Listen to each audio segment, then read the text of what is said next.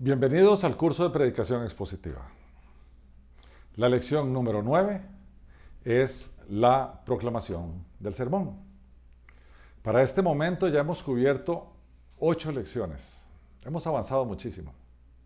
Vimos la introducción del sermón, lo que es y no es predicación expositiva. Ahí hablamos de predicación temática y expositiva.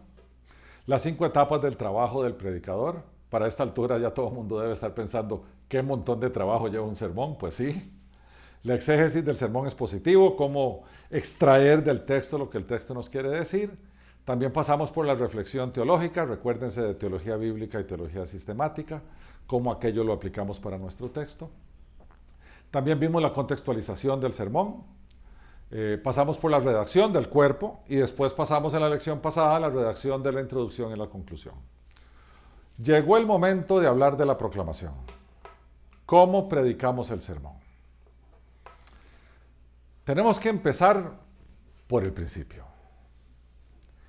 La diferencia entre un estudio bíblico y un sermón predicado es que la predicación tiene carácter autoritativo. La predicación se hace con la autoridad de Dios, que delegó en el mensajero para transmitir el mensaje que Dios mandó en su palabra. Por lo tanto, la predicación es con autoridad.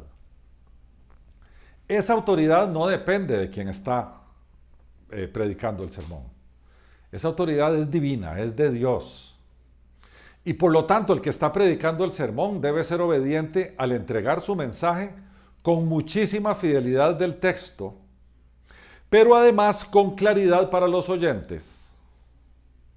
De modo que sean movidos al cambio y que en el proceso Dios sea glorificado al principio, durante y al final de este proceso. No se nos olvide, el sermón no se trata del predicador, se trata de Dios que nos dio su palabra para ser expuesta. Entonces nosotros, nuestro rol, es un rol de comunicadores que tenemos autoridad divina y traemos un mensaje divino. No es nuestro mensaje. Nosotros somos los mensajeros. Habiendo dicho esto, vamos a pasar a ver algunos consejos prácticos de cómo estar de pie, detrás de un podio o detrás de un púlpito, listo para predicar la palabra de Dios. Lo primero, hay que cuidar nuestro aspecto. Si venimos con la autoridad de Dios a predicar la palabra de Dios, tenemos que traer el respeto que implica hacerlo en el nombre de Dios.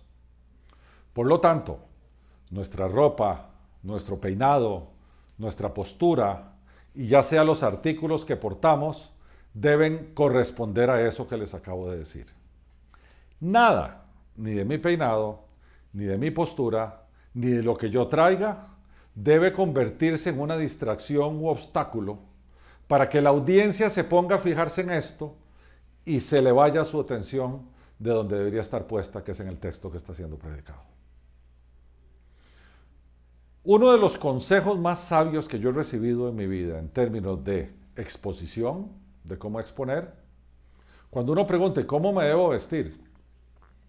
La respuesta clásica y correcta es vístase como su audiencia viste, porque así nuestra ropa no distrae a la congregación. Aquí en la filmina vemos a John MacArthur vestido con corbata, en su vestido entero. A la derecha vemos a Matt Chandler, que está en jeans y en una camisa con las faldas por fuera. Y a la extrema derecha vemos un predicador en la playa. Cada uno de ellos está vestido de conformidad a su audiencia. No tiene sentido que nosotros veamos allá en la playa a John MacArthur vestido con su traje entero. Sería un distractor completo. Así como no tenía sentido ver que en el púlpito de John MacArthur está el tipo de la playa en shorts, en camiseta y descalzo. Así que el primer gran consejo, vístase como su congregación o su audiencia viste. Hay otro que muy poca gente da, y es que uno tiende a estar tenso, uno tiende a estar entusiasmado. Además, a veces se está predicando al mediodía. A veces venimos, algo nos pasó en el camino y venimos tarde y venimos transpirando. Y a veces tal transpiración se nota, ya sea en nuestras caras o en nuestra vestidura. No usemos ropa para predicar que marque tal transpiración. Usualmente la vestimenta clara o muy oscura no la marca. Pero no está bien que nosotros estemos predicando, y ahora, como vamos a ver más adelante, nuestra expresión corporal ayuda mucho a ilustrar o enviar el mensaje correctamente.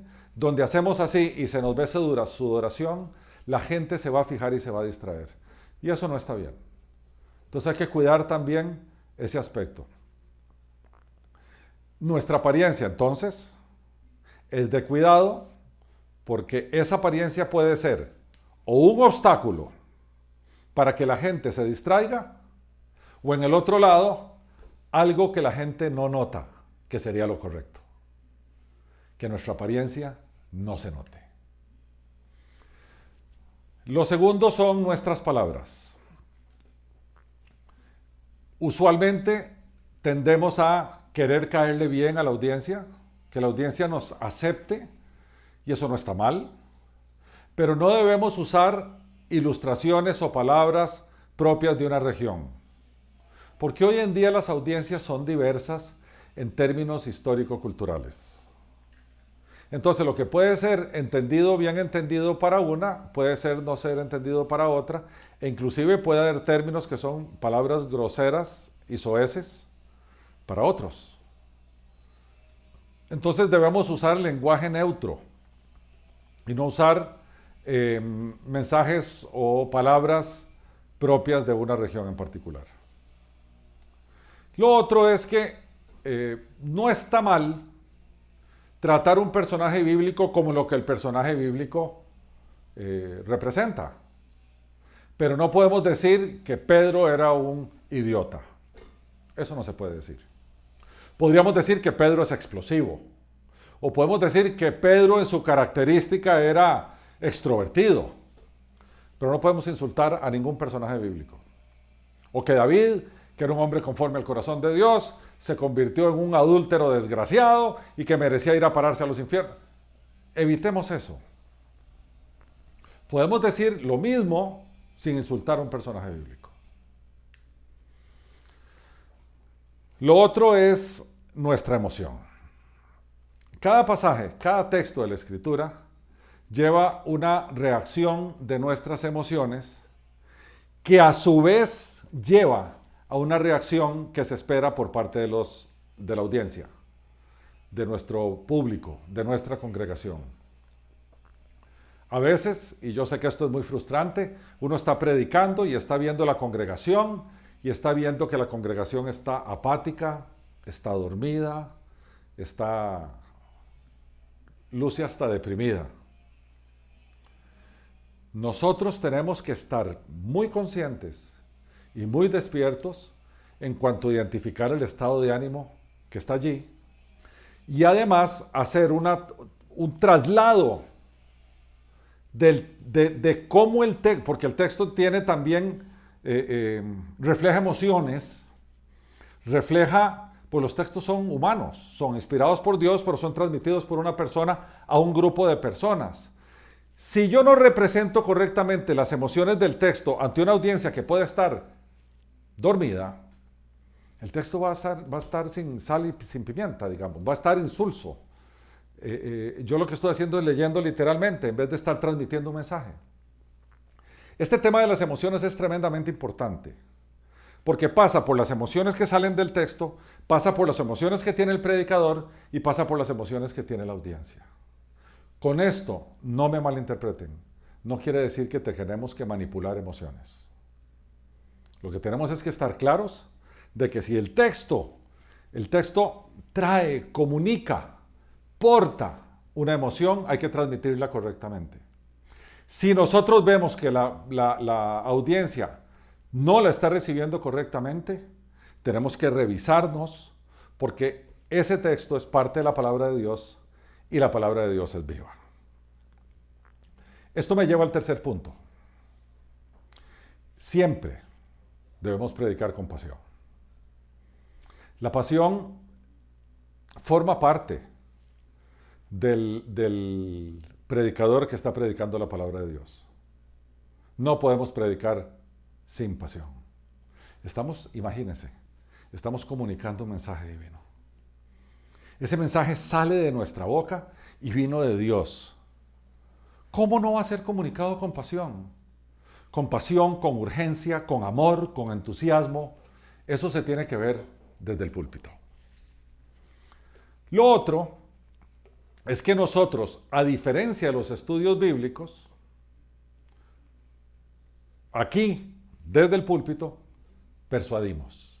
Los estudios bíblicos trasladamos información, trasladamos conocimiento. Aquí persuadimos. No debemos ser tímidos en hacer una excitativa a nuestra audiencia y pedirle que haga algo con el mensaje. Al revés, el mensaje está para que hagan algo. Entonces tenemos que atrevernos a salir allí y pedirlo.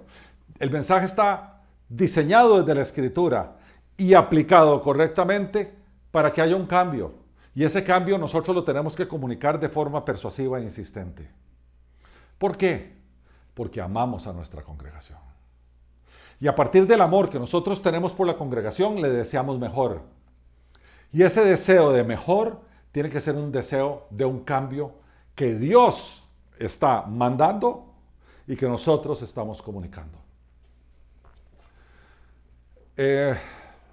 Hay veces que nos toca predicar sobre temas gruesos que requieren una excitativa de arrepentimiento o de cambio de rumbo o de metanoia, como es la palabra en griego, y por lo tanto implica nosotros estamos acostumbrados, la comunidad está acostumbrada, el mundo está acostumbrado a transitar por este camino, por ahí no es por este otro. Así que, Señor, perdóname, porque no he seguido el camino que tú has mandado, y Señor, me comprometo a seguir este otro, que es el camino que sí has mandado. Entonces, nosotros debemos comunicar ese cambio con pasión, con actitud. Yo entiendo y sé que ese cambio lo produce el Señor y su palabra, pero nuestra actitud de comunicación tiene que ser como si nuestra vida dependiera de ello. Así de urgente, porque así es el amor que tenemos que sentir a nuestra congregación y que ellos tienen que ver. Bien, ahora pasemos al tema de la comunicación verbal. Empecemos por la entonación. Los tonos de voz tienen tres clasificaciones, llamémosle así: grave, medio o agudo. Los tonos graves, cuando yo estoy usando un tono bajo, comunican autoridad, seguridad y hasta heroísmo. Los agudos, más desesperación e inseguridad, porque ahora estoy como allá arriba en esa tonalidad. Y los medios se usa como tonos de transición. Uno dice, ¿y eso qué importa? Bueno, pensemos en algo. ¿Cómo hablaba Jesús?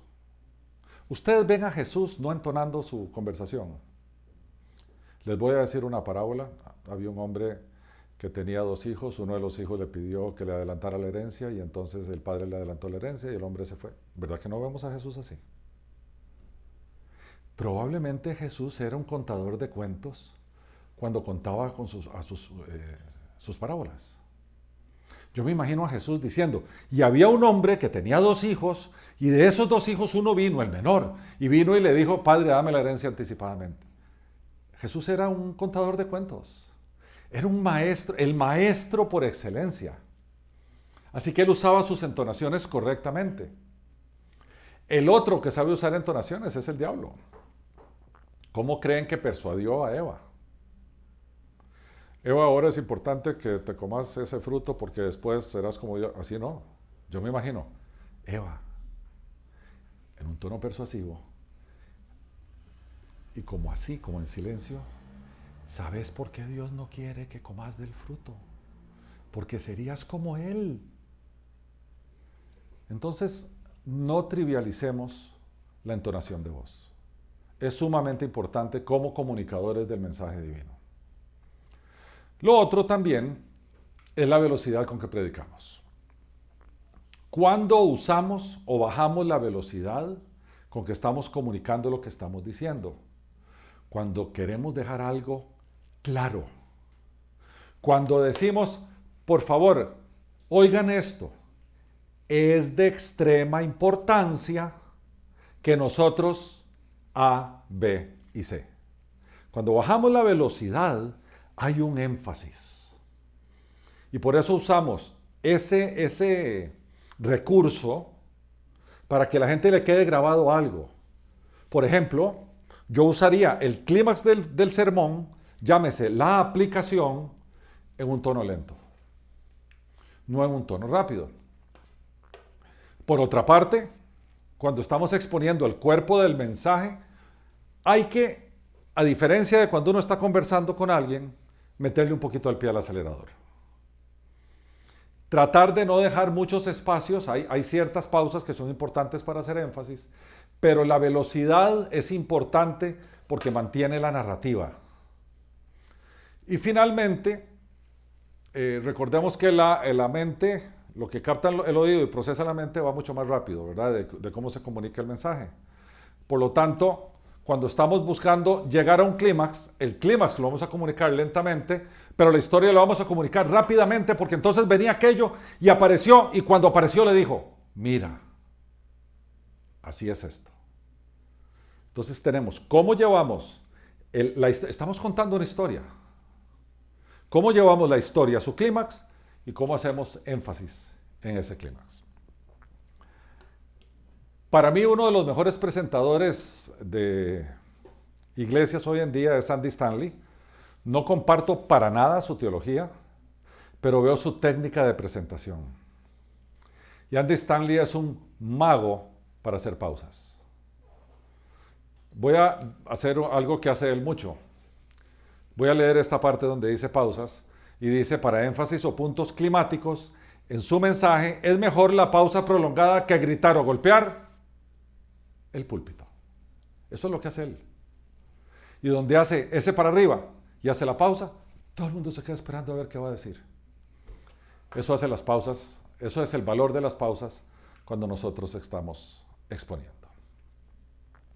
Lo otro es el volumen.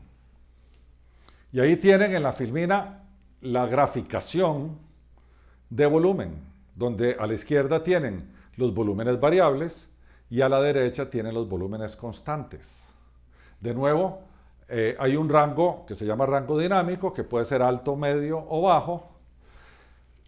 Y por favor, tal vez nos equivoquemos, cuando usamos el alto debemos de usar el bajo, y a veces cuando usamos el bajo tuvimos que usar el alto y de repente metimos un medio. No importa, pero no sean monotonos, no sean monótonos. No mantengan el mismo tono durante toda la exposición, porque cuando nosotros exponemos con el mismo tono, la cosa se vuelve tan arrulladora que dormimos a nuestra audiencia. Tenemos que usar partes del sermón, tienen que ir con mucho volumen, y hay otras que pueden bajar un poco cuando queremos hablarle a las emociones y a los sentimientos. Pero ya sea que hablemos de esta manera o queramos hacer una excitativa a todo el mundo, es importante la variabilidad. No usemos siempre el mismo volumen, por favor. La otra son los sonidos que hacemos. Uno de mis predicadores y maestros favoritos, R.C. Sproul, usa mucho este recurso de sonidos onomatopéyicos o sonidos o reproducción de sonidos que hacemos con nuestra voz, de sonidos como un perro. Entonces, y vino el Pedro y ladró.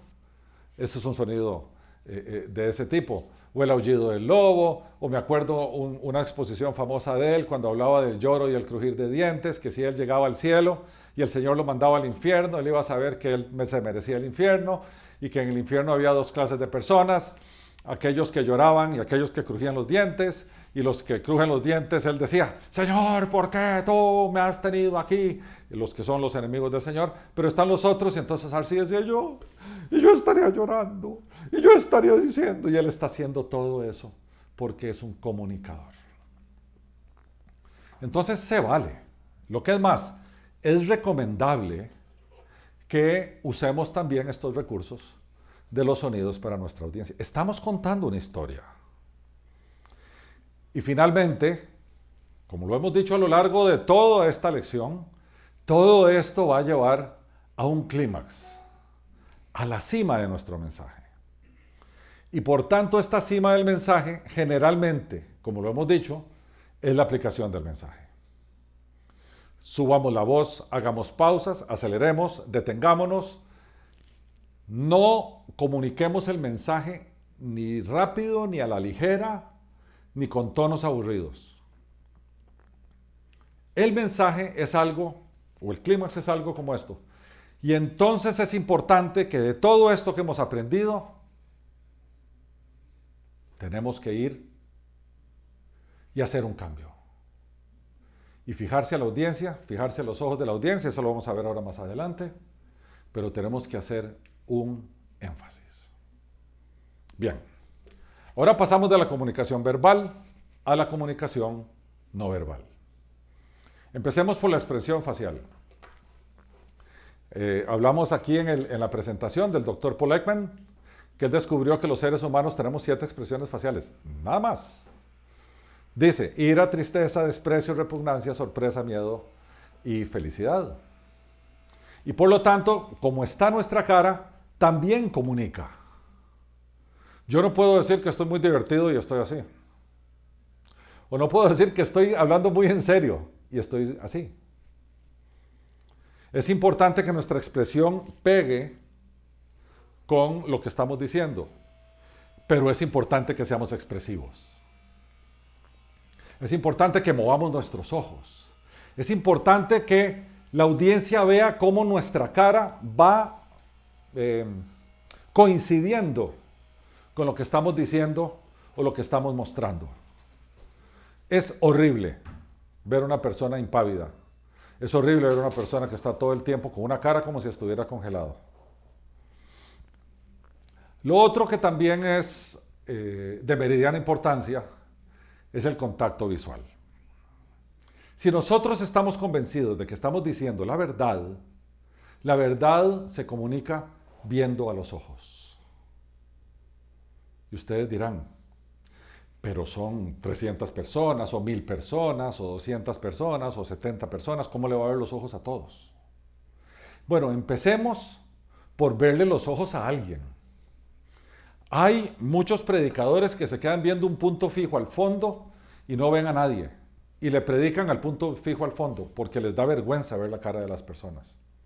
Hay otros que ven para abajo, que están viendo sus notas, sus apuntes, y hay otros que ven como para el centro, pero un poquito más abajo, para no estarle viendo los ojos a la gente. Los que de verdad tienen vergüenza de decir lo que están diciendo, vuelven a ver al techo, al suelo, al lado. Pero si le estamos predicando a personas, ¿a quién tenemos que ver? A las personas. Entonces, esto en técnicas de presentación ejecutiva se llama el barrido de la audiencia. ¿Qué es eso? Yo le estoy predicando a alguien que está aquí, y después vuelvo a ver a él que está ahí, y después vuelvo a ver a él que está ahí, y resulta que atrás hay otro, y lo vuelvo a ver así, y me le quedo viendo a los ojos, y después vuelvo a ver a este otro, y todo el mensaje lo voy dando a las personas que tengo enfrente. A cada una me quedo un ratito, por lo menos un segundo, y sigo predicando mi mensaje. Y ustedes dirán, pero ¿a qué horas vemos las notas? Bueno, si hicimos nuestro trabajo, casi que esas notas no las sabemos de memoria. Si hicimos nuestro trabajo. Porque en realidad 90% del tiempo estamos viendo a la gente y un 10% estamos viendo nuestras notas. No más de eso. Pero por favor, no le quiten la mirada a su audiencia. ¿Ok? De nuevo, no es ver a toda, sino es ver a algunos. Porque también hay otros predicadores que yo he visto que hacen esto. Y vuelven a ver con esta velocidad. Ahí no vieron a nadie. Si no hacemos la pausa con cada uno, a ver, les voy a decir lo que produce hacer la pausa con cada uno. Si yo estoy predicando el sermón y estoy viendo la cara de este que está aquí, él está diciendo, me está predicando a mí, y de repente brinco a aquel, y aquel dice, también me está predicando a mí. Porque el mensaje al final va a las personas, no al público. El público es un ente amorfo que no tiene vida. Las personas sí tienen vida. Entonces les predicamos a ellas. Otra cosa importante tiene que ver con el respeto a la audiencia y el respeto al mensaje. Nosotros tenemos que pararnos con la postura correcta. De frente, Dios libre, con las manos en los bolsillos, o así, las manos cruzadas, que son señales de lenguaje corporal totalmente apático y repulsivo. Las manos tienen que estar libres, a veces están de lado, a veces están al frente, pero no podemos estar así. O no podemos estar así. Cuando entramos, vieran que la gente se fija mucho cuando vamos llegando al púlpito, cuando vamos caminando hacia el púlpito. La gente se fija. Y nosotros normalmente traemos las notas. Hay alguien, yo prefiero dejarlas en el púlpito y prepararlo antes y después entro sin las notas porque ya están ahí. Pero hay otros que traen las notas con ellos. No hay ningún problema en hacerlo. Pero vamos a caminar con seguridad. Traemos Biblia y traemos notas. Las vamos a poner en nuestro púlpito. Estamos listos, estamos organizados y ahora levantamos la vista y damos nuestro saludo. Empezamos a mostrar la seguridad que da la palabra de Dios a partir de cuando vamos entrando. Sonreímos, rompemos el hielo, vemos a alguien conocido y lo saludamos. Por favor, si tienen llaves, guárdenselas en los bolsillos. Si están haciendo una presentación con recursos audiovisuales y tienen un clicker, o sea, un pasador de filminas, no se pongan a jugar con el clicker o a golpearlo en el púlpito. Déjenlo en la mesa y usen sus manos. Y por favor, no se apoyen en el púlpito. Por favor, no se apoyen en el púlpito. Y menos, como está la fotografía ahí arriba, no se sienten en el púlpito. El púlpito tiene un propósito y uno solo: tener su Biblia y sus notas. Uno no puede agarrarlo porque está tan inseguro que necesita un punto de apoyo. No se agarra. Lo que es más, mi recomendación: un paso atrás del púlpito y prediquen desde aquí. Y así no tienen la tentación de estarse recostando o estar haciendo cosas indebidas en relación al público.